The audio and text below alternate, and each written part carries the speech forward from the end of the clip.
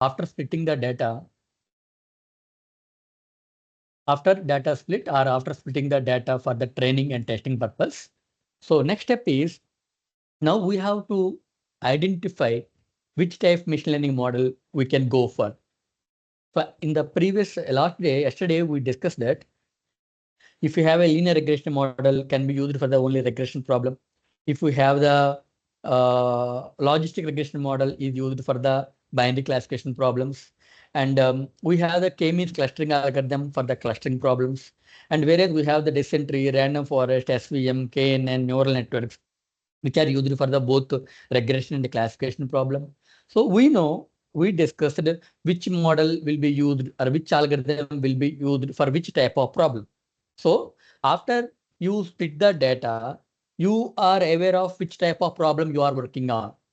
You are aware whether you are working on regression problem, whether you are working on classification problem, whether you are working on clustering problem. You are aware of that, right? So as you are clear with your type of problem, then you can choose the most appropriate machine learning model to solve your problem statement. If you have a regression problem, you can choose the linear regression model or decision tree or random forest or neural network. Similarly, you have the binary classification problem, you can choose the logistic regression model like that we discussed earlier. So based on the type of problem you are working, based on the type of problem you are working, so you have to choose most appropriate machine learning model. So that is the next step after data split, identify the machine learning model. So you have to identify the most appropriate machine learning model based on which type of problem you are trying to solve, whether it is a regression problem, whether it is a classification problem, or whether it is a clustering problem. Okay. So once you identify that machine learning model, and the next step is you need to train that model. So now model is readily available with you and data is also readily available with you and you can choose the proper optimizer. Then with that optimizer using the available data, you need to train your machine learning model. That what you have chosen earlier. Initially, before this step, you already identified one machine learning model. Now what you have to do is you have to train that machine learning model for your problem based on the data you collected using any of the optimizer or any of the optimization technique. So you have to train the model. Okay. So after training, so you have to observe the performance of the model. You have to observe the performance of the model. How will be the training would happen? What is the training performance of your model? How your model is performing with respect to the training data? That performance you are need to observe. So how we observe the performance of a model, training performance of the model, that is based on the few metrics. That is based on the few metrics. Like so, in case of the regression problem, we may use mean square error, root mean square error, mean absolute error. So different error metrics are available. So you can use those error matrices for the regression problems. Whereas in case of the classification problem, you may use the accuracy. So you may use the accuracy if you want to work on any classification problems. So accuracy, or you may consider precision, may consider recall, or you may consider F1 score. So these are the various metrics that can be used to observe the performance of your model for a classification problems. Okay. So once the training is over, you have to observe these metrics based on the type of the problem you are working. Okay. If these metrics, that means your errors are less and accuracy is good, then you can say that your model is performing well during the training phase. If the errors are less and accuracy is good, then you may claim that during the training, my machine learning model is working well. But don't use your trained machine learning model directly into the real-time application based on its training metrics, like training root, mean square error, or training accuracy. Based on the accuracy of a model, based on the errors of the model, based on the training data, don't judge your model is superior, your model is performing well, right? In classroom, in regular training process, maybe everyone is able to solve the problems very easily if they listen the class properly. But there is no guarantee that they will perform well after the classroom environment. In the real time, we are not aware of how they will perform. So generally, we will judge the knowledge of a person not based on the his performance in the training. When something problem comes in front of him, how he will tackle that problem. When the new problem comes in front of him, how he will tackle that problem. So that will judge the actual knowledge, actual talent of any person. Similarly, in case of the machine learning model also, if you train the machine learning model based on the training data, and you will got the training accuracy or you will got the training errors. So based on this training accuracy, based on this training errors, it is not suggestible to judge the model. So that my model is performing well during the training with the accuracy of 95%, so that I will deploy the model in the real-time application. No. Then what you have to do, now after training, you have to observe the performance of the model during the testing phase. That means whenever some new data is coming, which was not used during the training phase. Whenever a new data is coming, which is not come across during the training phase, then how your model will be performing, that you are going to observe. Such type of observation can be done during the testing phase. So you have the testing data already. At the time of the data split, we will split the data for the training purpose and also for the testing purpose. With the training data, see, during the data split phase, we are splitting the data for the training purpose and also for the testing purpose. I said that maybe 70% and 30% of data samples.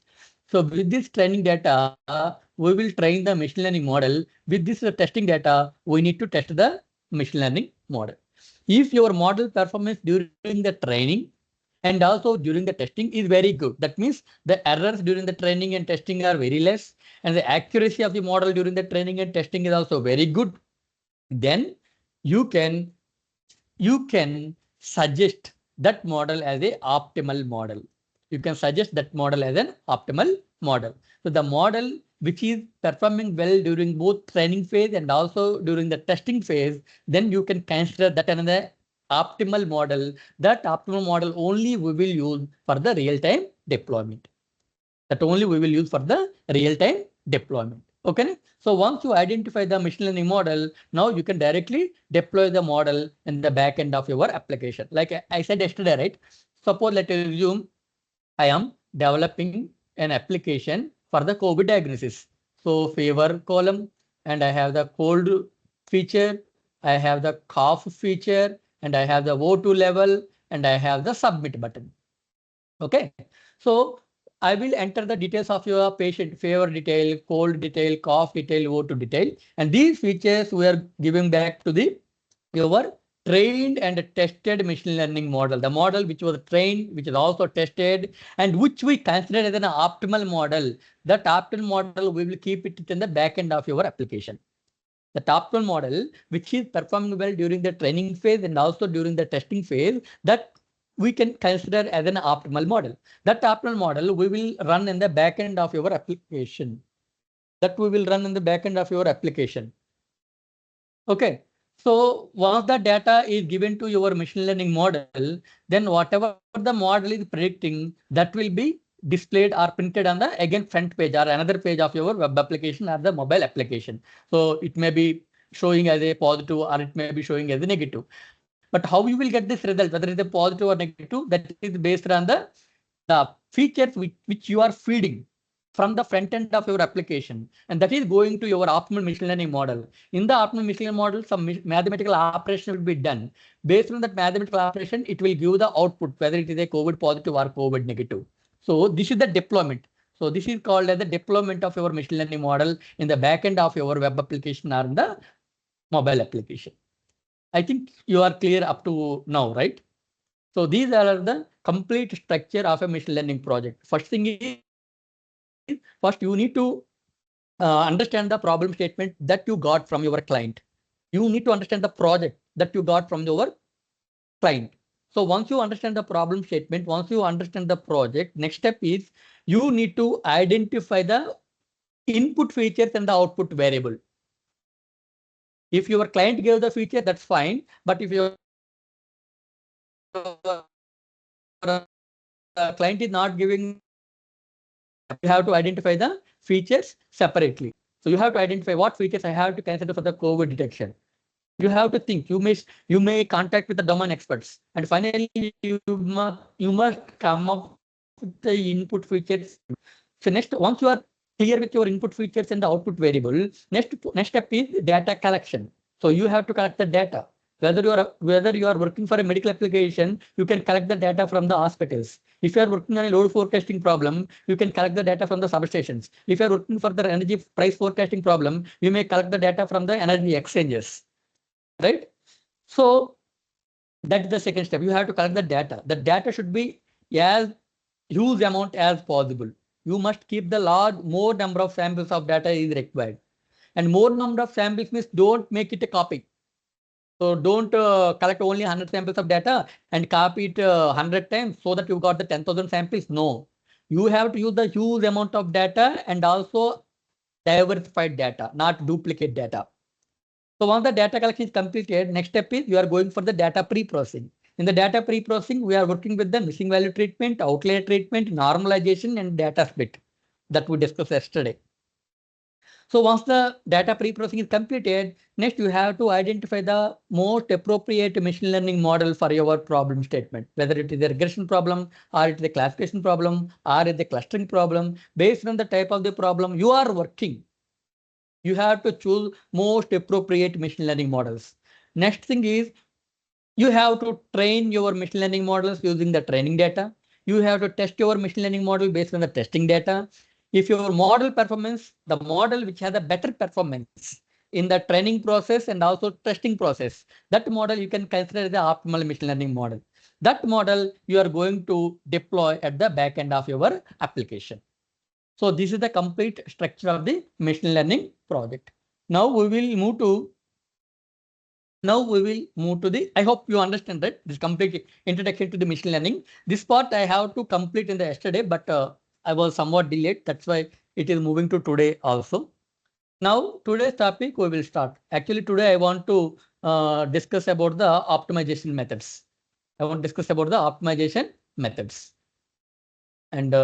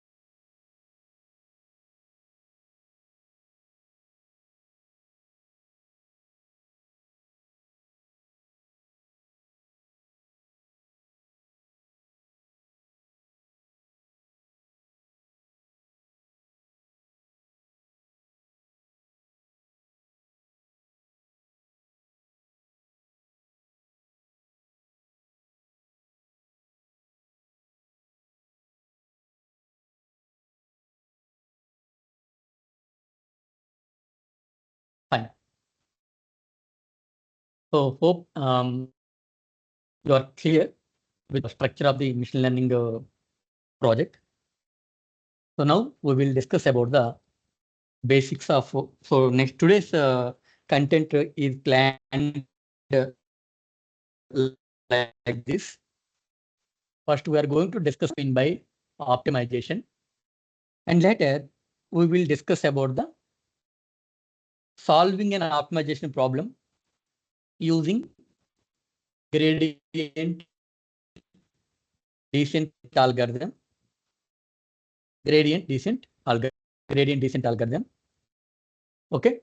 So after that, we will discuss about how we use this gradient descent algorithm to update the model parameters of various machine learning models like simple linear regression model and multiple linear regression model.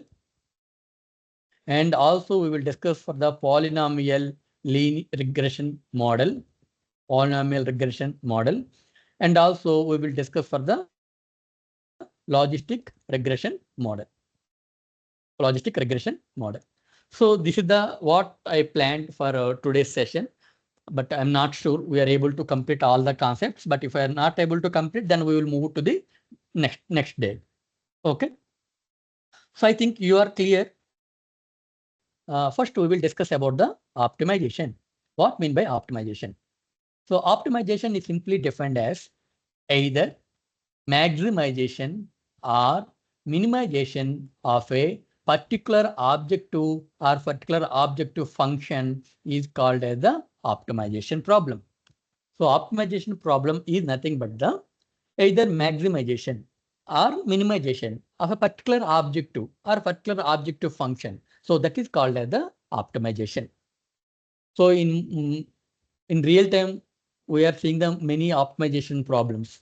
Like suppose as a customer, if I entering into the any supermarket, what I'm thinking in my mind, oh, I want to minimize my expenses. I want to minimize the cost of expenses for this month. So that is there is also one of the optimization problem. I want to minimize my cost of expenses. Okay. So that is also one of the minimization problem. That is my optimization problem. But what is the optimization problem for the owner of the supermarket in which I am entering? His goal is he want to maximize profit.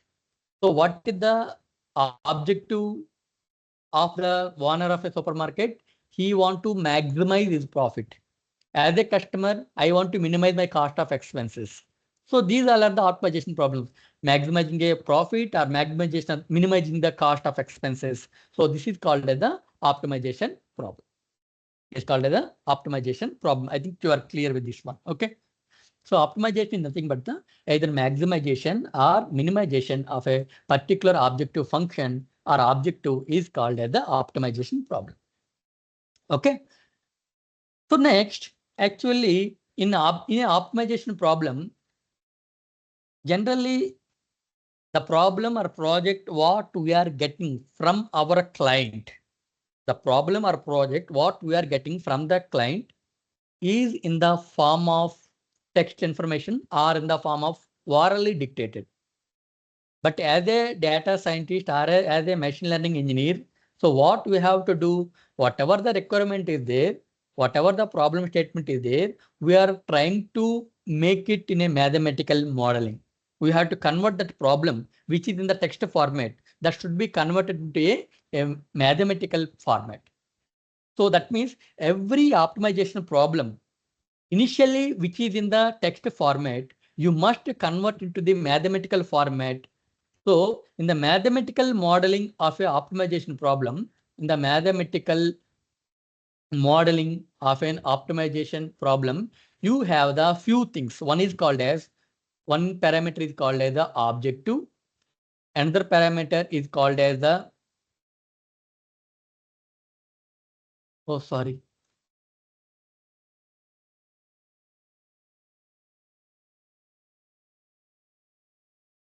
Is it okay now? Hope. I hope that now screen is visible. Yes, sir. It's visible. Thank you. Thank you. So now, once again, I will repeat. Once again, I will repeat. So first thing what we are going to discuss here is the optimization. So optimization is defined as, so optimization is defined as, so how we define, we can define as either maximization or minimization of a particular objective function is called as the optimization. Of a particular objective function is called as the optimization. Okay. And if you want to solve any optimization problem, you have to convert that optimization problem into the mathematical modeling. You have to convert that optimization problem into the mathematical modeling. Even though your problem is available in the text format, even though your problem is available in the voice format, the client requirement is available in the text format or in the voice format or audio format. But if you want to solve that optimization problem, so you must convert into a mathematical modeling. Like a mathematical modeling, you have to convert it. So what are the major components in a mathematical modeling of an optimization problem? Mathematical modeling of a optimization problem. Okay. So what are the major components in the mathematical modeling of an optimization problem? So they are called as, one is called as objective function. Objective function. Second one is called as the decision variables or the control variables. Decision variables are the control variables. And this is called as the constraints.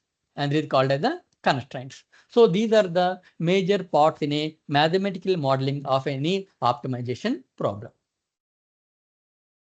So these are the three major parts of any optimization problem. Okay. Now, so what is this things that I will explain? What is the objective function? What is the decision variable? Whatever it may be. I want to show one small case study. I want to show one small case study here. Yeah, I will go to my GitHub repository. And here I have a ML optimization. And here I have the optimization PDF.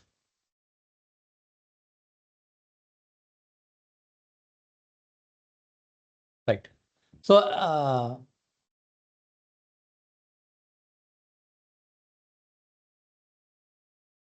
I think you are able to see this window, complete window.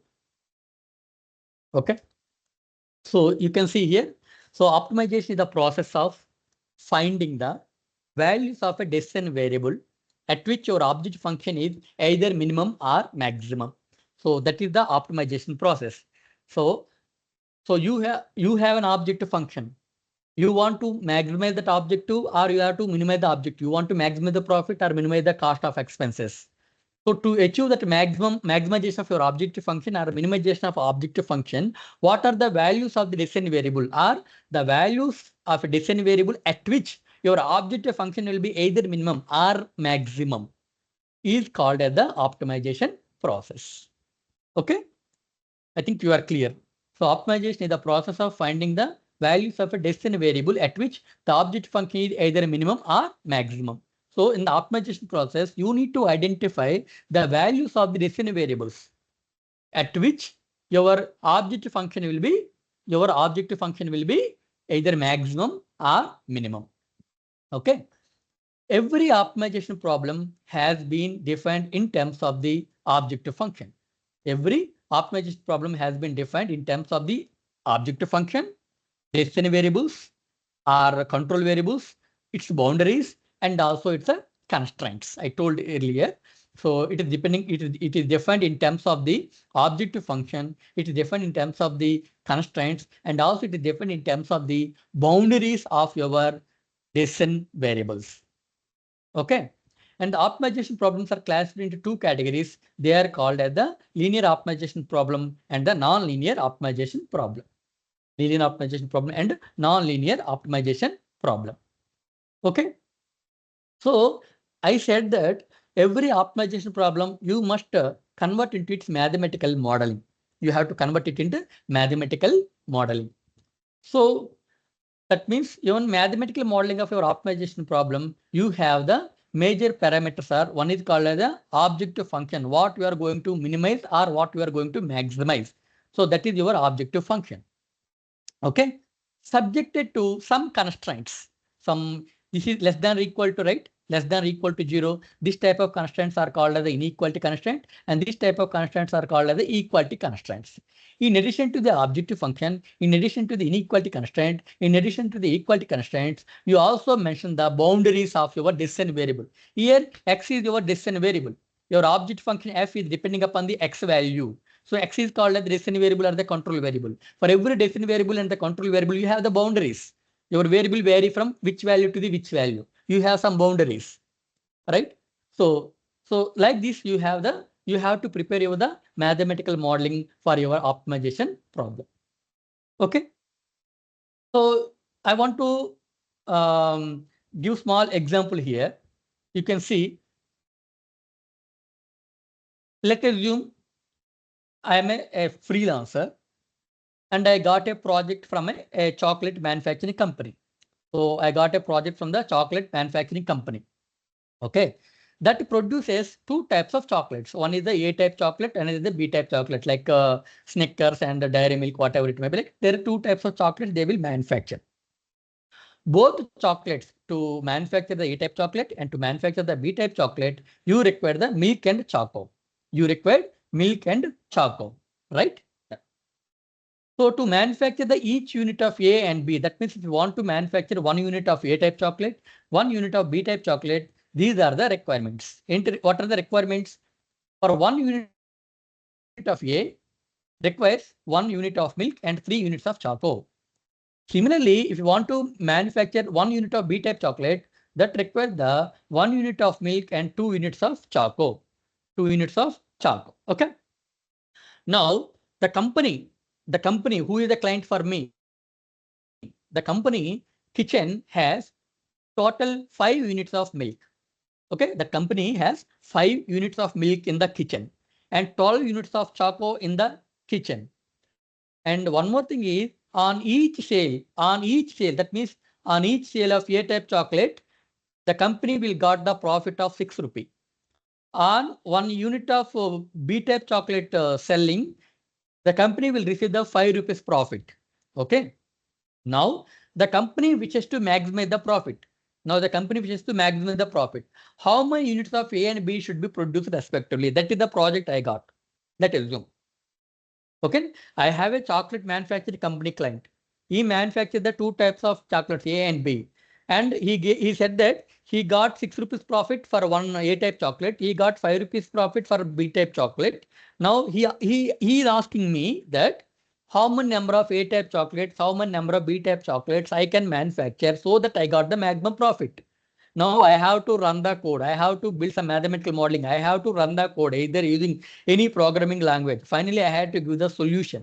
Solution will be like, yes, this number of A-type chocolate and this number of B-type chocolates you can manufacture. You will get the maximum profit. So like that, I have to give the solution. I have to give the suggestion to the client. I think it's clear, right? Done. Now, like this in the test format or in the audio format, you have the requirements. You have the client requirement. I think you are clear with this one. Now, if you have the client requirement in this format, then how you will work? How you will computer will understand? So what we have to do? You have to convert the complete requirement into the mathematical modeling. You have to convert the complete requirement of your customer, of your client into the mathematical modeling. Okay. So how we convert this one to the mathematical modeling?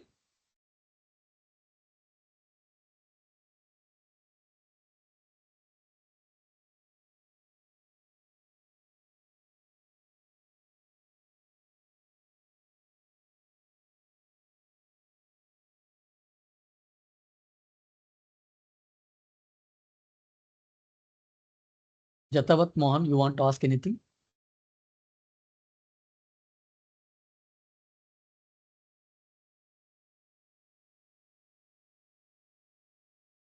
Okay, so this is the client requirement. Now I want to solve this optimization problem, and I want to suggest my client. So this number of A-type chocolate, this number of B-type chocolate, company should do manufacture so that they will get the profit. Now, how we convert this problem, optimization problem? Why it is the optimization problem? You can see this statement. Why it is the optimization problem here? So maximize the profit. Here you have the maximize the profit, right? So maximize the profit. So maximization of a profit. So maximization or minimization of a particular objective is called as optimization. Here objective function is the profit and I want to maximize it. So maximization of a particular objective function is the example for the optimization problem. So this is the optimization problem that I have. Then, so now what we have to do is now we have to convert into the mathematical modeling. You have to convert everything into the mathematical modeling. Okay. Now,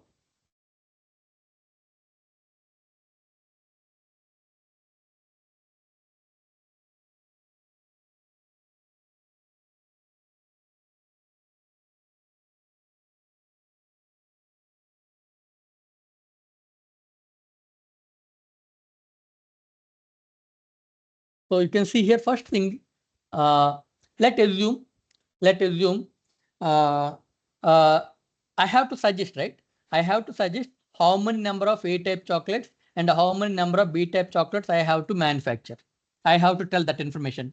Let's assume I want to suggest that company should manufacture X number of A-type chocolates and Y number of B-type chocolates. So I have to calculate what the X value, what the Y value. So I want to tell what the X value, what the Y value, where X is called as the number of A-type chocolates, Y is called as the number of B-type chocolates. Now, how we identify the objective function mathematically? So objective function is the profit, right? So profit equal to,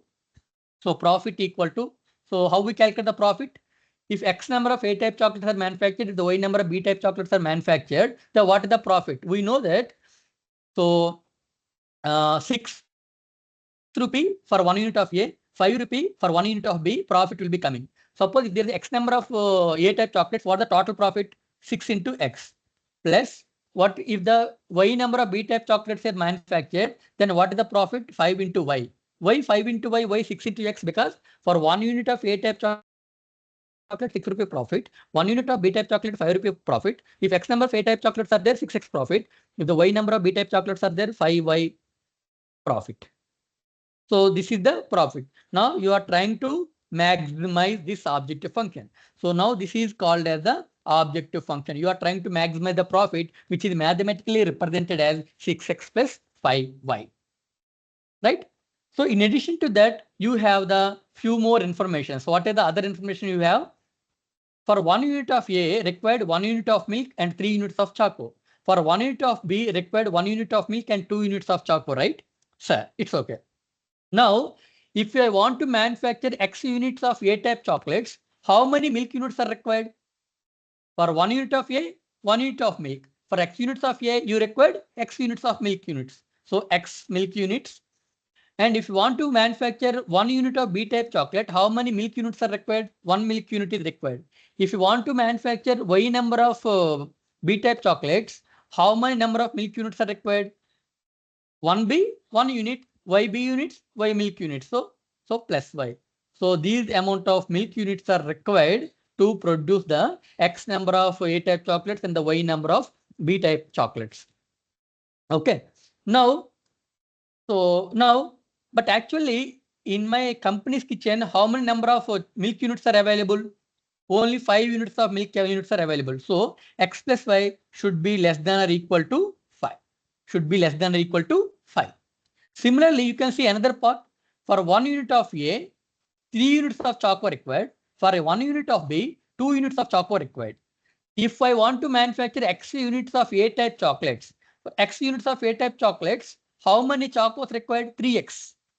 So 3X plus for Y number of B-type chocolates, for Y number of B-type chocolates, how many milk units are required? For 1 unit, 2. For 1 unit of B, 2 units of choco. For Y units of B, you have the 2 into Y. 2 into Y.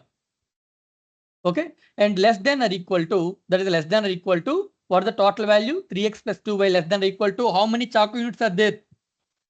How many choco units are there in my company's kitchen? How many choco units are there in my company's kitchen?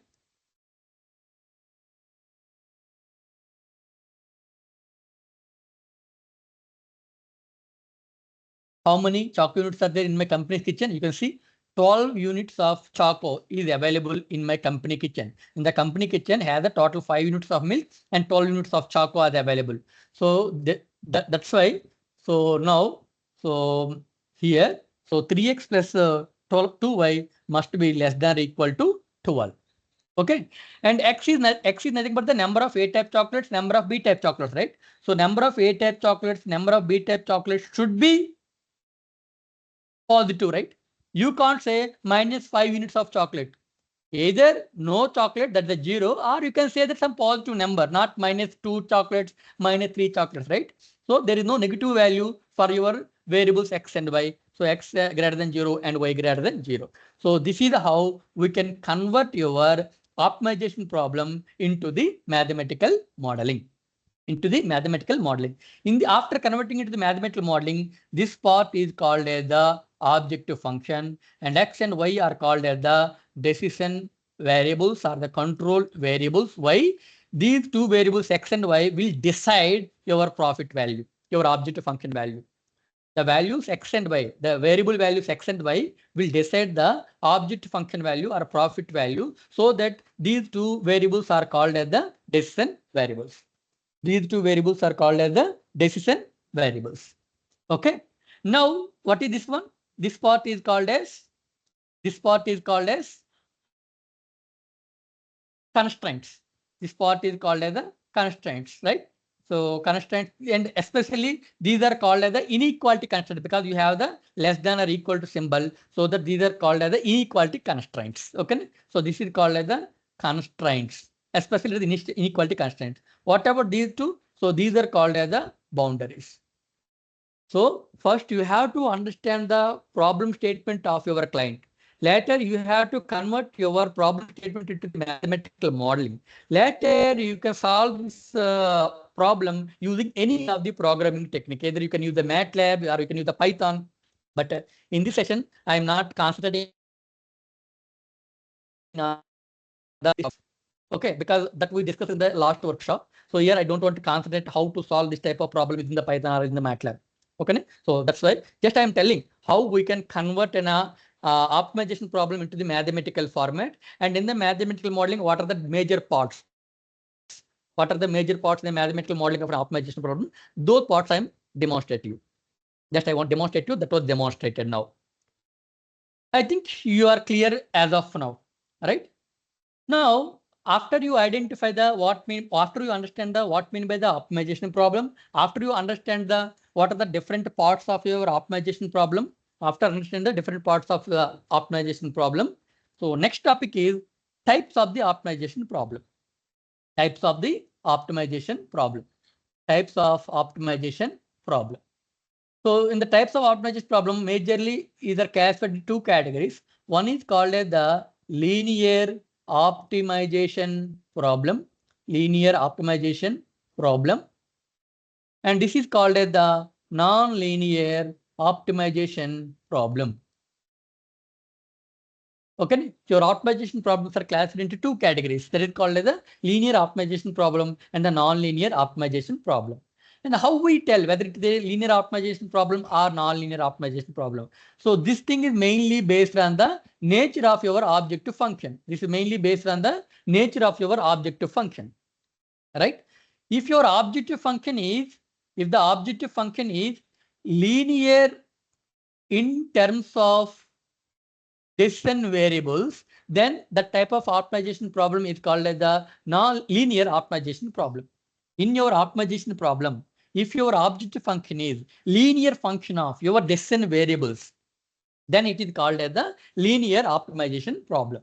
So in this case, the 6x plus 5y, your objective function, it's a linear value. 6x plus 5y, there is no square term, there is no cube term, so it's called a linear function.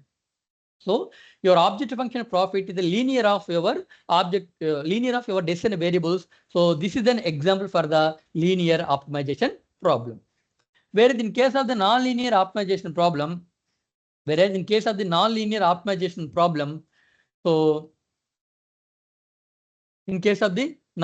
optimization problem, so your objective function is a non-linear function of your decision variable. That means maybe your objective function is a non-linear function f of x equal to x square plus y square, because it's a non-linear function, not a linear function of your decision variables. It is a non-linear function of decision variables. So such type of optimization problem is called as the non-linear optimization problem. This is called as the non-linear optimization problem. It's clear, right? Then fine. So I think you are easily able to identify which type of problem it is, whether it is a linear optimization problem or it is a non-linear optimization problem. We are not focusing on this linear optimization because in our machine learning, we required non-linear optimization, because all the machine learning real-time problems are the non-linear problems. And in the machine learning also, we require the non-linear optimization techniques, non-linear optimization algorithms we require. So I'm mainly focusing on the non-linear optimization problem. So why it is called as a non-linear optimization problem? Because in this type of optimization problems, your objective function is a non-linear function of your decision variables like x and y, whatever it may be. Okay. I hope you are clear. We are not much concentrating on the first part, linear optimization, because we are not going with linear optimization in the machine learning. Non-linear optimization is required in the machine learning. So I am focusing on the non-linear optimization now. Is it clear, right? I hope it's a clear. Okay. Okay. Now I am focusing on the non-linear optimization problem only. Okay. Now we will discuss how we solve the non-linear optimization problem. Now we will discuss about the non-linear optimization problem.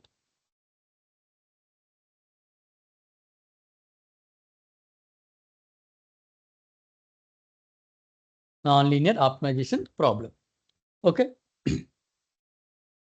So as we are aware of that in an optimization problem, if objective function is non-linear function of decision variables, then it is called as the non-linear optimization problem.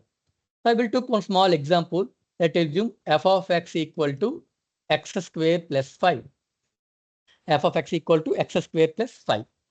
And we know that this function f of x equal to x square 5 is a non-linear function. And I am trying to minimize this function f of x. Now I am trying to minimize this function f of x. So f of x equal to x square plus 5, where f of x is a non-linear function of decision variable. So it is called as the non-linear optimization problem. Okay. Now minimize f of x equal to x square plus 5. That means we are trying to identify the value of decision variable x at which my function f of x is minimum. That is the optimization problem here. I want to identify the value of the x at which my function f of x is the minimum. So that process of identifying that value of x at which my function f of x is minimum, that process is called as the optimization process. And this is the example for the non-linear optimization problem, because my objective function is a non-linear function of my decision variables. Right? Good. Now, how we solve non-linear optimization problem? So to solve the non-linear optimization problem, we will use a algorithm that is called as the gradient descent algorithm. Gradient descent algorithm we will use to solve this type of non-linear optimization problems. So this gradient descent algorithm is very, very important and useful in case of machine learning and the deep learning. Now I want to explain how gradient descent algorithm will work to solve the non-linear optimization problems. How we will use this gradient descent algorithm, that we will discuss now. Okay. And I'm saying that gradient descent algorithm is used to solve the non-linear optimization problem. How you identify whether the given problem is a non-linear optimization problem or the linear optimization problem, that is based on the objective function. If your objective function is a linear function of your decision variables, then it is called the linear optimization problem. If your objective function is a non-linear function of your decision variables, then it is called the non-linear optimization problem. In this workshop, we are mainly focusing on the nonlinear optimization, because in machine learning, in deep learning, we come across the nonlinear optimization only. Okay.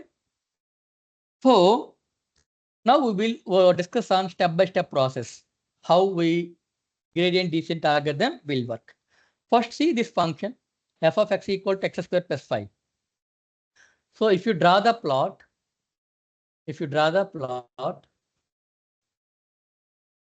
so this is my f of x and this is my x.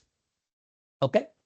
And we know you no need to apply any complex gradient descent algorithm to find the value of x at which your f of x is minimum in this case, because we know at x equal to 0, your f of x value will be minimum and that value equal to 5. but I'm trying to explain this gradient descent algorithm with a small example so that you can easily understand. You can easily understand. And you can easily apply same thing for the big problems also. So now see, when x equal to 0, when x equal to 0, now when x equal to 0, if when x equal to 0, what is the value of the f of x? X equal to 0, what is the value of the f of x? That's equal to 5.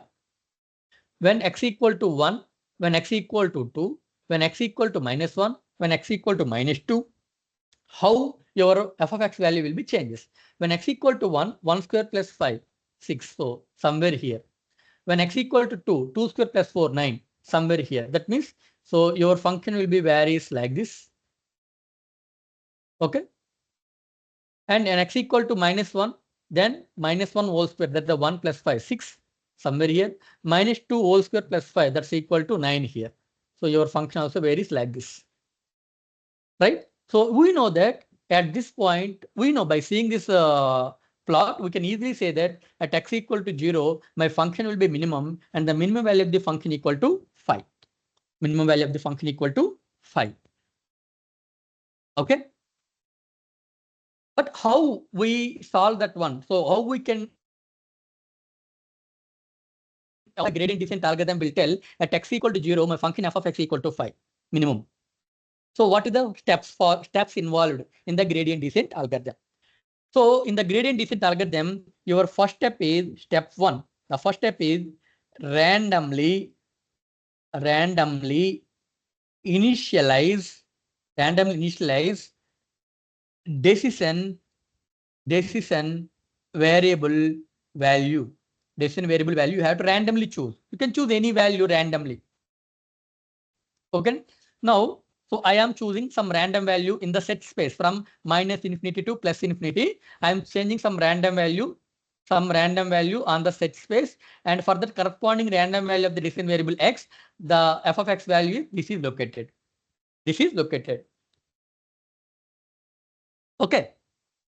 Now, but where my, sorry, one more thing.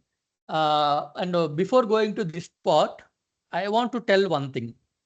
That is, we know that what is the line equation? Linear. What is the line equation? Line equation equal to y equal to mx plus c, where m is called as the slope. If I want the slope, what you can do? You can differentiate this function with respect to the decision variable. Then what do you have? If you differentiate the function with respect to the decision variable with respect to the variable, then what do you have? M. That means if you're able to find the first order derivative, that nothing but the slope of that equation, slope at that point. Right? That means at any point in a curve, at any point, if you are able to calculate the first order differentiation, then it will give the slope of the curve at that point. Slope of the curve at that point. Okay, that you have to remember. Okay, that you have to remember. Okay, so if you want to find the slope at any point on a curve, then you simply calculate the first order differentiation of that curve equation with respect to the variable, and that value will represent the slope at that point. Okay. Second point, suppose if I have a line which is parallel to x-axis. This is the y-axis, right? This is the x-axis, right? So if any line which is parallel to x-axis, then how we represent? So let's assume is a 3. So we can call it as a y equal to 3. So what is the slope of this equation? What is the slope of the equation which is parallel to the x-axis? That is the dy by dx. So that's equal to constant, right? So it will be 0. So that means if any line parallel to the x-axis, parallel to your decision variable axis, then the slope equal to 0. These things you know already. I want to apply the same things for our gradient descent algorithm here also. Fine. Now tell me, we know that by seeing this curve, this is called as a convex curve. In this convex curve, at this point, in this convex curve, at this point, what will be the slope? At this point, what is the slope? The slope, the line of the slope or tangent. The tangent is parallel to the x-axis, decision variable axis. So at this point, slope equal to 0. At this point, slope equal to 0. Okay. So I think you are clear up to this point. How we can calculate the slope at any point in a curve, and what will be the slope if a tangent drawn at a particular point is parallel to the x-axis. These 2 points are we know, right? Now coming to your objective function curve, at the optimal point, the point at which you want to find the minimum value, at this optimal point, if you draw the tangent that is parallel to the descent variable axis, so that here slope equal to 0. Okay. Now coming to the our step 1. Step 1 is randomly initialize the descent variable value. Randomly initialize the descent variable value. Now I am trying to randomly initialize descent variable value here. Okay. Now draw the tangent and calculate the slope at this point. Calculate the slope at this random point. Okay. If the slope is positive, then it is not a optimal point, because at optimal point slope equal to 0. If you are getting the slope value some positive value, that means it is not a optimal point. Or if you choose some point in the negative axis side, if you choose some point in the negative axis side, and if you draw the slope here, and if the slope is a negative, then this is also not a optimal point, because at optimal point slope equal to 0. It is neither positive nor negative. Okay. So what we have to do after randomly initializing the point, so calculate the slope at that point. If the slope equal to 0, by default you can claim that point is the optimal point. If the slope is not 0, if the slope is positive, then you need to update the point. You need to move the point. If the slope is a negative, not 0, then again this point you need to update. You need to move until your point reaches the optimal point or where slope equal to 0. Then how we will move? How we will move? If the slope, what is our ultimate goal? If your random point is here, if the random point is here, my ultimate goal is to reach this point. If my random point is here, my ultimate goal is to reach this point, optimal point, right? So what we have to do, if the slope is 0, slope is positive, then if the slope is positive, remember, if the slope is positive, then you try to move this point toward the negative slope side. You try to move this point toward the negative slope side. When you are moving toward the negative slope side, definitely it will reach this slope where to the point where the slope equal to 0. Otherwise, if your slope is negative, then try to move this negative slope point toward the positive slope side. When you're trying to move toward the positive slope side, then it will be updated, and finally landed at a point where slope equal to 0. So slope equal to 0 means that is an optimal point. Slope equal to 0 means that is an optimal point. So that point is the optimal point. That is the optimal value of the descent variable. Nothing but that variable at that point, your objective function will be minimum. That's how that optimization gradient descent algorithm will work. So gradient descent algorithm will update the random point from the either negative slope to the positive slope or positive slope to the negative slope in such a way that it will reach the optimal point where slope equal to 0. Where slope equal to 0. I think you are clear, right? You are clear, right? Okay. So once again, I will repeat. So because this is a very, very important thing here. If you want to solve any nonlinear optimization problem using the gradient descent algorithm, your first step is in the search space, in the complete search space from the minus infinity to the plus infinity, you can randomly choose some point in the search space. You can randomly choose some point in the search space. Okay. Now, what is our goal of using the gradient descent algorithm? To identify the optimal point, to identify the value of the descent variable at which your function will be minimum, to identify the value of the x at which my function f of x is a minimum, right? And we know that at this point x equal to 0, my optimal point is located. So if you draw the tangent, if you calculate the slope at this point, then the slope equal to 0. So from here you can conclude one thing, that is in a convex function, if your objective function is a nonlinear convex function, at optimal point or the value of the x at which your function will be minimum, that is called the optimal point. At the optimal point, slope will be 0. Slope will be 0. That you have to remember. Done. So as part of the gradient descent algorithm, first step is you need to randomly initialize. You need to randomly initialize one point, any one point for a descent variable in the complete set space.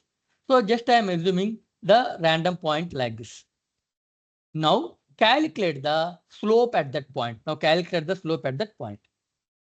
If the slope is positive, my goal is I want to make that slope equal to 0. I want to find the point where the slope equal to 0. But here my slope is positive, so that it is not a optimal point.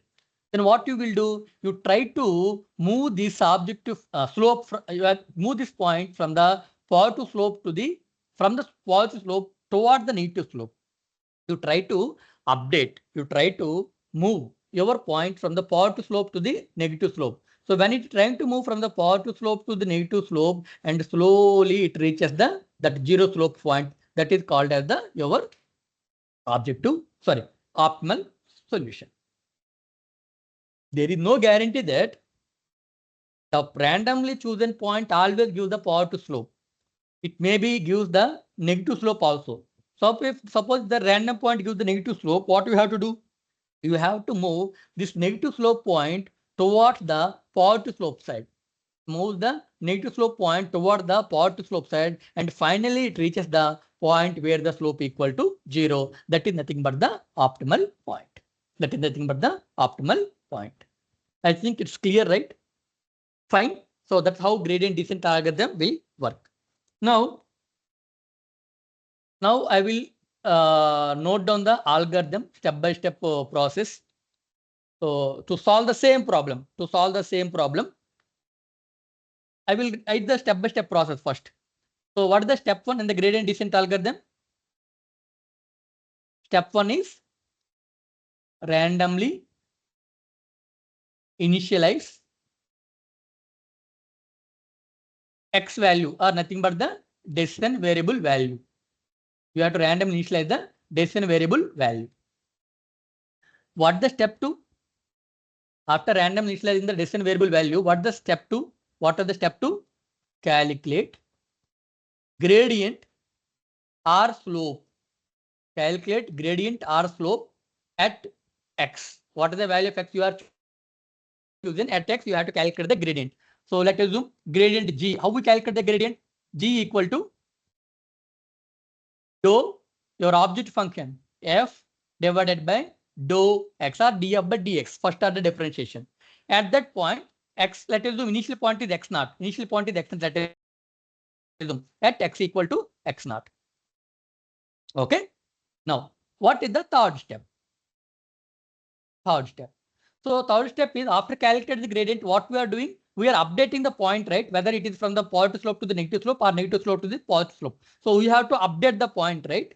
So if you want to update the point, you have to calculate the step length. Delta x equal to, delta x means what is the step length you have to consider from the initial point to the next point. How much step you have to incorporate?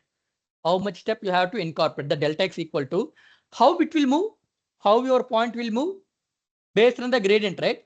If your gradient dou f by dou x value at x equal to x naught is positive, then move toward the negative. If it is a negative, then move toward the positive.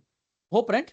If the slope is positive, then update the point toward the negative slope side. If the slope is negative, update the point toward the positive slope side. So if it is a positive slope, move it to the negative slope. If it is a negative slope, move it to the positive slope. That's why I keep the minus sign here. If it is a positive slope, move it toward the negative slope side. If it is a negative slope, move it toward the positive slope side. That's why I keep the negative sign in front. Right? So this will give the direction from which slope to which slope you want to move. From positive slope to negative slope, or negative slope to the positive slope. That's why it gives the minus sign. And how much step you have to incorporate? For every update? Okay. So that step length will be defined based on one parameter that is called as the eta. Eta is called as the learning rate.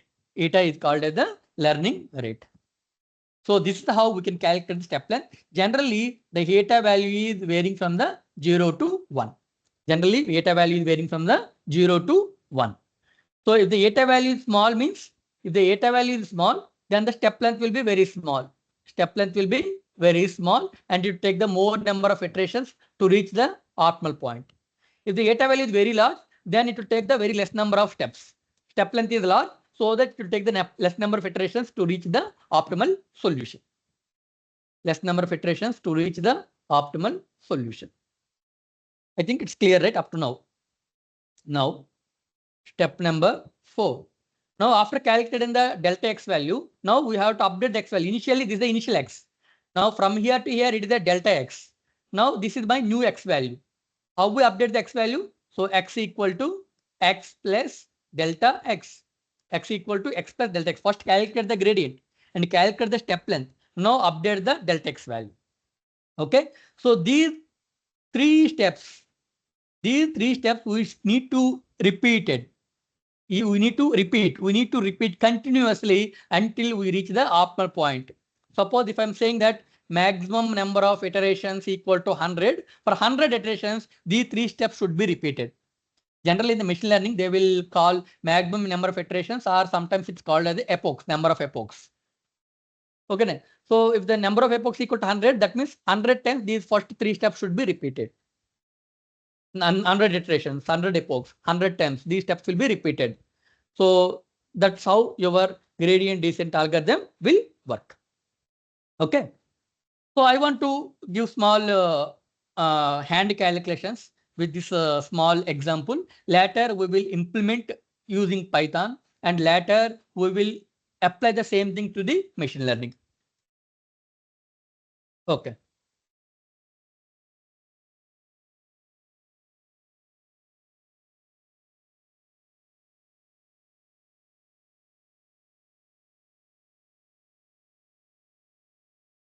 One minute, please.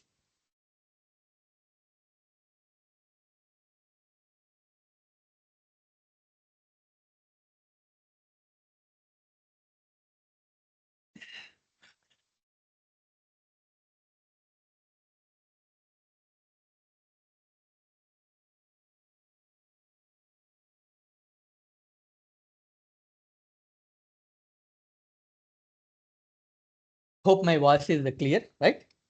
Now I want to find the optimal value for f of x equal to x square plus 5 using gradient descent algorithm. Okay, so this is my objective. I'm trying to minimize this one. So as per our gradient descent algorithm, what the first step? So first step is we need to randomly initialize any value in the set space for your descent variable. So what is my descent variable? X. So I am assuming some random value 2. Now what is the second step? Calculate the gradient. How we calculate the gradient? Gradient equal to dou f by dou x, because I'm trying to minimize the function f. So you have to calculate the gradient of that function which you are trying to minimize with respect to your descent variable. So it's the dou f by dou x. So that's equal to dou f by dou x. That's equal to what the value you have? That is the 2 into x. At x equal to 2, you have to calculate. So gradient g equal to 4 into 2x at x equal to the value equal to 4. And third one. So third one is you need to calculate the step length. How we calculate the step length? So delta x equal to we know minus eta into dou f by dou x at your initial point x equal to 2. That means minus, let's consider eta equal to 0.1. You can choose any value from the 0 to 1. So I'm choosing the eta equal to 0.1. And what are the dou f by dou x value at x equal to 2? We already calculated, that's equal to 4. So finally delta x equal to minus 0.4. Fourth step, we are going to update my descent variable value. So x equal to x plus delta x. That's equal to x value is, what is the x value? 2. And what is the delta x value? Minus 0.4. That's equal to 1.6. So you can see here, we know already, this is the x-axis, this is the f of x. And we know that at x equal to 0, my function will be minimum. and here it is increasing, here also it is increasing. When initially I am assuming x equal to 2, now it is moving to the 1.6. Slowly it is moving towards the 0. Slowly it is moving towards the 0.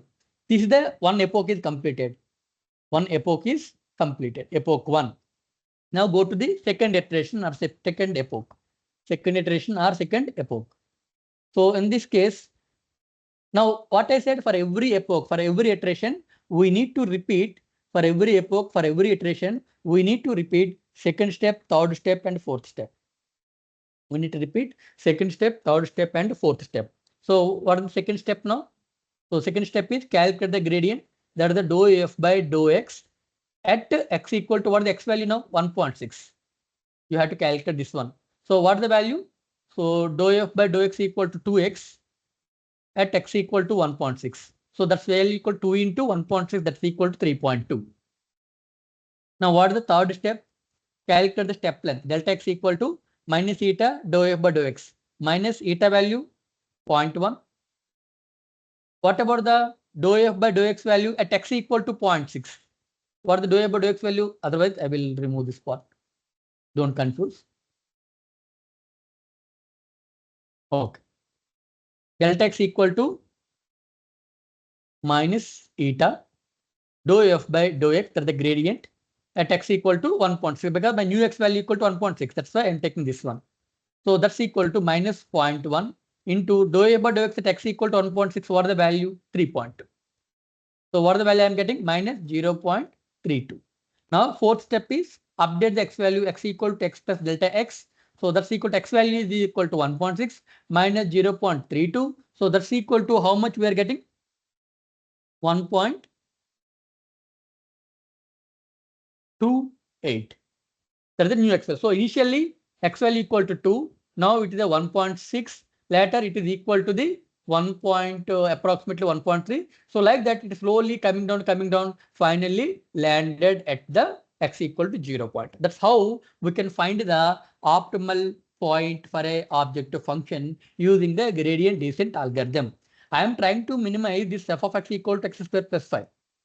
I want to minimize f of x equal to x square plus 5. That means I want to identify the value of x at which my function f of x is the minimum. F of x is minimum, right? So this is how we can write the, apply the gradient descent algorithm. Okay. Now, I think you are clear with the gradient descent algorithm. Now, I am going to discuss with you the implementation of a gradient descent algorithm for a mathematics perspective. Later, we will apply same thing to the machine learning models. Same thing to the machine learning models. Okay. So before taking the break, I will explain how we apply gradient descent algorithm.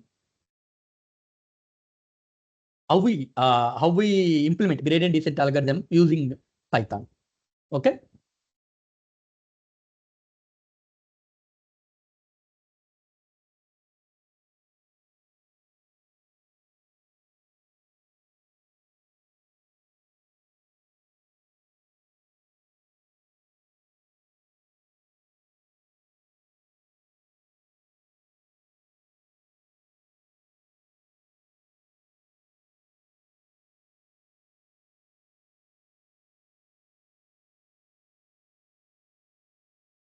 Yeah.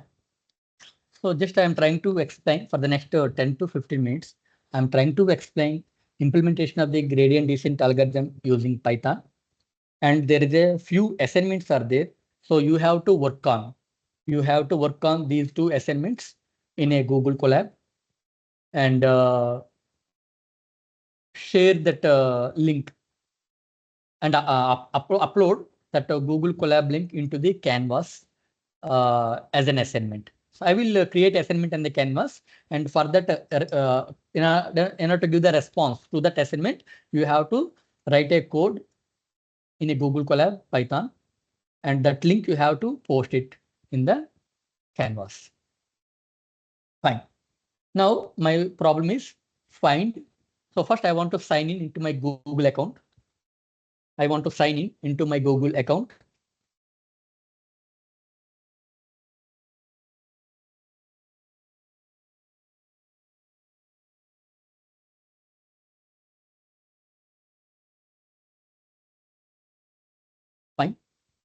So I want to find the minimum value of f of x equal to x square plus 5. I want to minimize the function f of x. I want to find the minimum value of the function f of x at f of x. Now you have to find the value of x at which my function f of x is minimum. The value of the x at which my function f of x equal to minimum. We know because at x equal to 0, my function will be minimum and the minimum value of the function equal to 5. But how we solve that problem using the gradient descent algorithm and how we implement same thing in the Python, we will discuss. Okay. So import NumPy as a NP. So one of the Python library to deal with the matrix. Okay.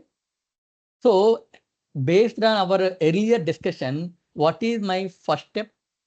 Based on my earlier discussion, what is my first step in the gradient descent algorithm? What is the first step in the gradient descent algorithm? You have to randomly initialize the x, right? So that's what implemented here. So x equal to, I want to randomly initialize the x value. The x equal to, I have to randomly initialize the x value. X equal to np dot random dot uniform. I want to randomly generate the value for x in the range of -100 to +100. You can take any range. You can take -200 to +200. You can take the -1000 to +1000. You can take the -infinity to the +infinity. Any in the set space, you can choose some random value for the x. That's what I am doing here. So just I am randomly initializing a value to the x. Later, I choose learning rate eta equal to 0.9. Learning rate eta equal to 0.9. I think you are able to remember eta, that learning rate, that value between the 0 to 1. So that learning rate eta, I have to choose as a 0.9. Okay. Next, iter max, nothing but the maximum number of epochs. I want to run this algorithm. That iter max I kept as a 200. You can choose any value. So here I want to run this iterative algorithm. I want to run this gradient descent algorithm for the 200 iterations in order to find the value of x at which my function f of x is minimum. My function f of x is minimum. Okay. Now this is called as the initialization of the algorithm, initialization part. Now we will come to the actual output. Now, sorry, actual program, gradient descent algorithm program, algorithm implementation. This is the implementation of the gradient descent algorithm. Here I am using the while loop. So iter equal to 1. That means I am in the first iteration. In the first iteration, what I am doing? So what's the first step here? You can see. After random initialization, this cell is completed. After random initialization, what we are going to do? Calculate the gradient. What is the gradient of this f of x equal to x square plus 5? Gradient equal to x, right? So you can see here gradient or slope. Gradient or slope that's equal to 2 into x. So after calculating the gradient, what we are doing? Calculate the step length delta x. How we calculate the step length delta x equal to minus eta learning rate into your gradient. That's what I are seeing. Step length equal to minus eta learning rate into your slope, gradient or slope, minus eta into dou f by dou x. Minus eta into dou f by dou x. Now, after calculating the step length, what we are doing here, we are updating the x value. How we update the x value? X equal to x plus step length. X equal to x plus delta x. That's what we are doing, right? X equal to x plus delta x. After that, I am going to the next iteration. So these three steps I am implemented. These three steps are repeated until your iteration reaches the maximum number of iterations that's equal to 200. Until you reach the maximum number of epochs or the maximum number of iterations that's equal to 200, this process will be repeated.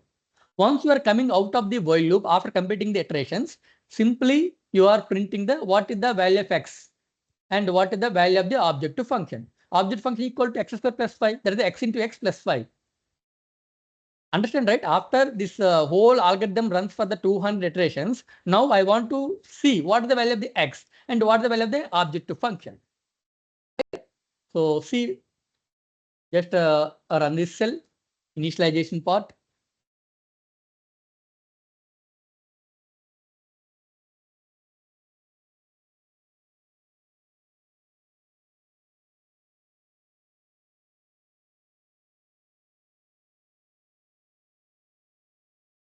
Now run this algorithm part.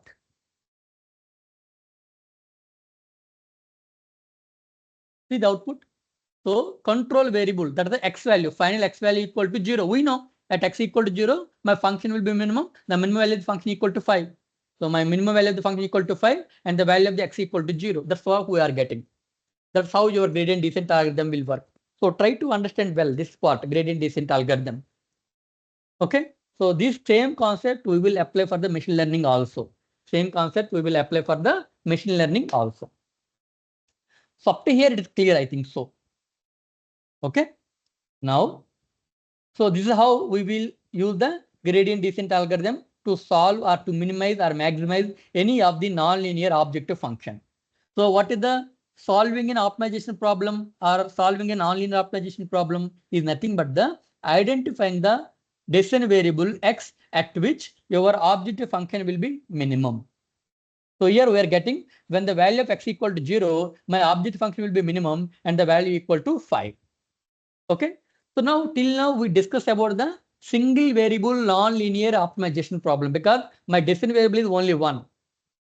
Here my decision variable is only one. This is called as the single variable. This is called as the single variable. Okay. Single variable non-linear optimization problem. Why it is a non-linear? Because you have the square term. So the non-linear optimization problem and single variable non-linear optimization problem. Now we will look into how we solve multivariable nonlinear optimization problem. How we solve multivariable nonlinear optimization problem. So that also we will look here. First we will discuss the mathematical concept. Later we will see the implementation. So after discussing the gradient descent algorithm, we will take a break for the 15 minutes. Later we will work with machine learning models.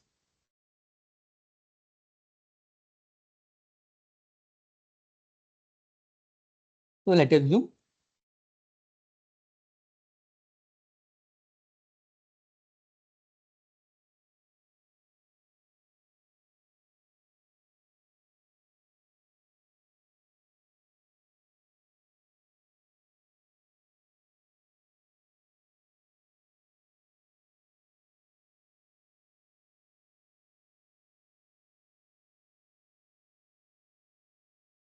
So minimize f of x equal to x square plus y square plus 10. Let us see. I want to minimize the function f of x equal to x square plus y square plus 10.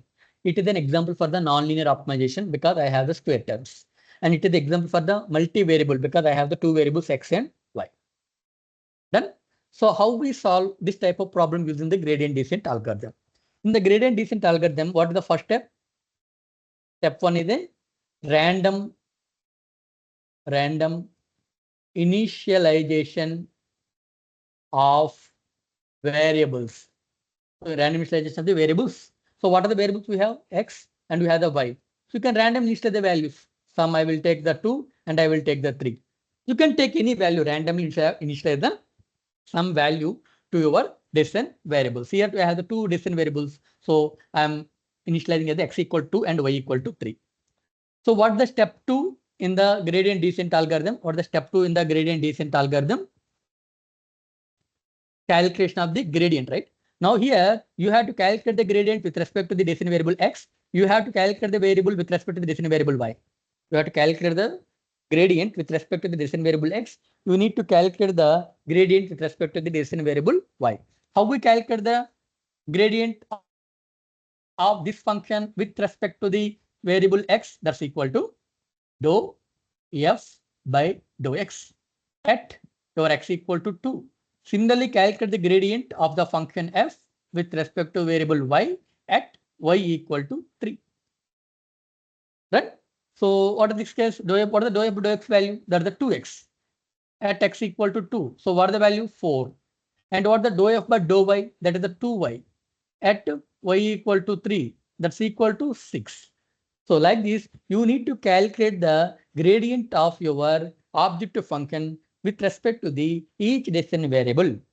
With respect to the each decision variable. Previously, we had the only one decision variable, only one gradient. But here we have the two decision variables. We have calculated the two gradients. If you have the 100 decision variables, you have to calculate the 100 gradients. Now, step number 3. In step number 3, so what we have to do? In step number 3, what we have to do? So after calculating the gradient, we have to calculate the step length. Here also we have to calculate the step length with respect to the each decision variable. That means you have to calculate the step length with respect to the decision variable x, that are called delta x. We need to calculate the variable with respect to the decision variable y, delta x and delta y. How we calculate the delta x? We know that is equal to minus eta into gradient with respect to x, minus eta into gradient with respect to the y. Let's assume I consider eta equal to 0.1. Then what about the delta x value? Minus 0.1. And what about the gx value? 4. That's equal to minus 0.4. And what about the delta y? Minus eta 0.1. What are the gy value? 6. That's equal to minus 0.6. So you are calculating the gradients. You are calculating the step length. What the step number 4? What the step number 4? So step number 4. What is the step number 4? So step number 4 is update. Step number 4 is update your decision variables. What are the decision variables? I have the x and y. So x equal to x plus delta x and y equal to y plus delta y. So that's equal to x equal to what is the value of x? 2, right? So 2. What is the delta x value? Minus 0.4. Minus 0.4. And y equal to y plus delta y. What is the y value? 3. So 3 minus, sorry, delta y equal to minus 0.6. So minus 0.6. So here we have the 1.6. Here we have the 2.4. Now one epoch is completed. Epoch 1 is completed. One iteration is completed. What next step? We are repeating the same step number 2, step number 3, step number 4. Calculate the gradient, calculate the step length, update the variable. These 3 steps should be repeated until all maximum number of iterations you mentioned reached. All the epochs that you mentioned reached. Right? So what is the next go? Next step, again go to step 2. Again in the step 2, you have to calculate same. Again calculate the gx, again calculate the gy. But here not x equal to 2, now x equal to 1.6. Here y equal to not 3, now y equal to 2.4. So this process should be repeated. That means gx equal to dou f by dou x at x equal to 1.6. And gy equal to dou f by dou y at y equal to 2.4.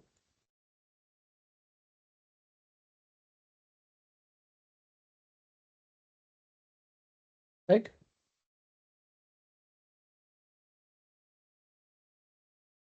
So what is the value? What is the dou f by dou x value? 2x, right? So 2x at x equal to 1.6. It is a 2y at y equal to 2.4. So what is the value we are having? 2x at x equal to 1.6. That is 3.2.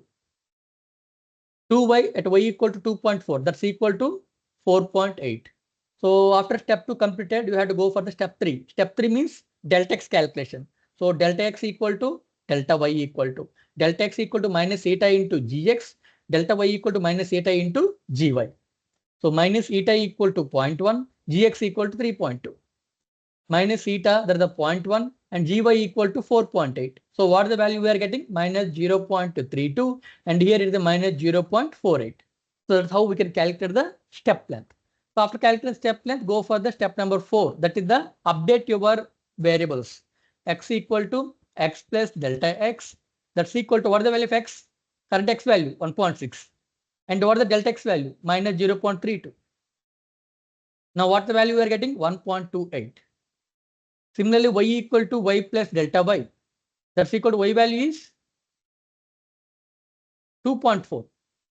Delta y value is minus 48. So how much value we are getting here? I think 2.32. No. 2.32.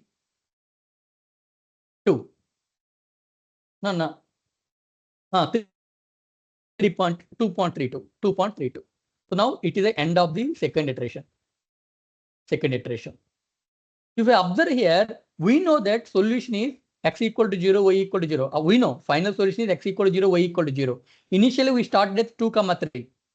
At end of the first iteration, we have the 1.6 and 2.4.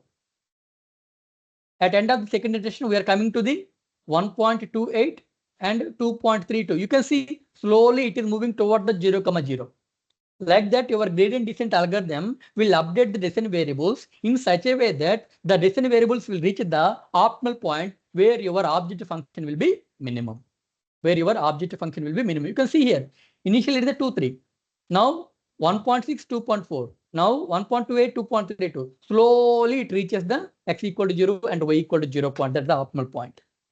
So this is how we can work with the gradient descent algorithm for the multivariable optimization problem. Nonlinear optimization problem. Okay. So this is about the mathematical analysis for a gradient descent algorithm for a nonlinear multivariable optimization problem. Now we will see its implementation.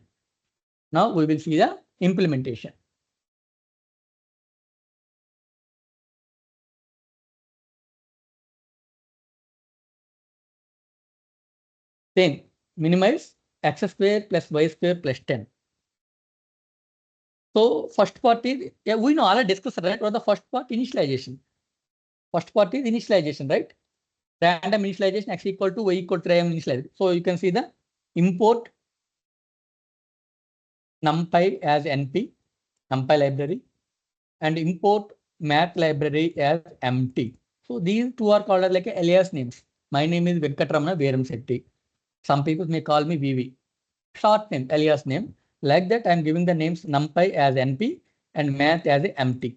So in future, if I want to call numpy, I will use only np, not numpy. Now eta, that is called as the learning rate, I set as a 0.1. So eta value can be between 0 to 1. And number of iterations, maximum number of iterations I set as 100, and I'm starting with the first iteration. Maximum number of iterations are 100, and first iteration 1. And here we have to random initialize the descent variables x and y. So x equal to np.random.uniform, y equal to np.random.uniform. That means randomly initializing the x and y values in the range of -10 to +10. From -10 to +10, I will take some random value and assign to the x and assign to the y. No need to use only -10, -10, -10 and +10. You can use any range. You can choose -100 +100. You can use -500 +500. You can use -1000 +1000. You can use -infinity +infinity. Okay. You can try anything. Here I'm considering the -10 and +10. So this initialization part is completed. Now coming to your algorithm. Okay. So I will run this cell. Now this loop, the step 2 is the step 2, right? If you are minus eta gx is called the 2x, right? So instead of using step 2 separately, the 2x is directly kept here. This 2y is directly kept here. So I want to repeat step number 3 and step number 4. I don't want to calculate the 2x, that's the gradient, separately. I want to calculate the gradient and directly include here. That's what I'm saying. Delta x equal to minus eta into gradient. What is the gradient value? 2x, right? Just I'm using the 2x directly. Similarly, delta y equal to minus eta into 2y. Why 2y? Because this is the f of x. And what is the gradient with respect to y? It becomes a 2y. Once you calculate the delta x and delta y, so you have the x equal to x plus delta x and y equal to y plus delta y. Update. X equal to x plus delta 6, y equal to y plus delta y. And you have to update your iteration. So this process will be repeated until your maximum number of epochs reach, that is 100 reach. Once the algorithm is completed, then you can see what will be your objective function. You can see x equal to 1.4 into 10 power minus 10, nothing but approximately equal to 0. Approximately equal to 0, right? Otherwise, you can do one thing. I will use round, R-O-U-N-D, round. I want to make it round to the nearby value. Round. See. So I got the minimum value of the object function at x equal to 0 and y equal to 0, that value equal to 10. We know already. That's why I took the very small example. At what value of x, at what value of y, your function will be minimum x square plus y square plus 10. At x equal to 0, at y equal to 0, my function will be minimum. When x equal to 0, y equal to 0, my function value equal to 10. That's what here presented. Okay, so this is how we can implement the gradient descent algorithm using Python program. Okay, so I explained for the single variable and also I explained for the multi-variable. Now it's your task. So you have to, I will create assignments in the canvas. So you have to solve this assignment 2 and also you have to solve assignment 3 and upload your this link Google Colab link into the canvas. But before keeping the collab, you can see the share, click on share.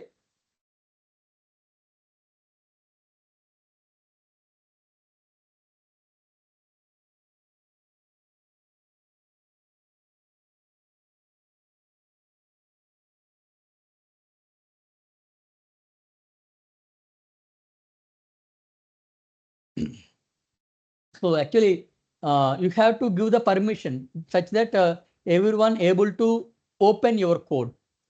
Okay. So otherwise, do one thing. Is there any option? By no. Okay. Simple. Do one thing. So simply you can share this one.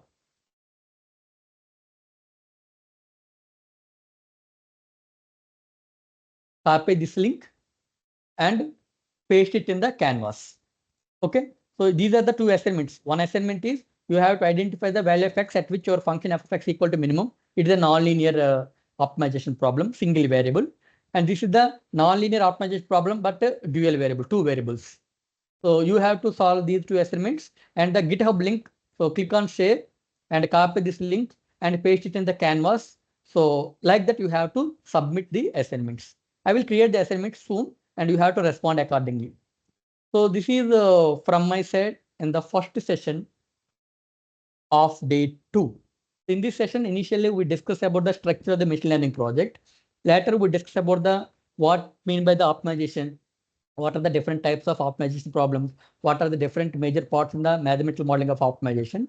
Later, we will discuss about the gradient descent algorithm. Later, we implemented the gradient descent algorithm using the Google Colab for the single variable and also for the multi-variable. So this is the complete flow for the um, for the first session. So post session, we are going to discuss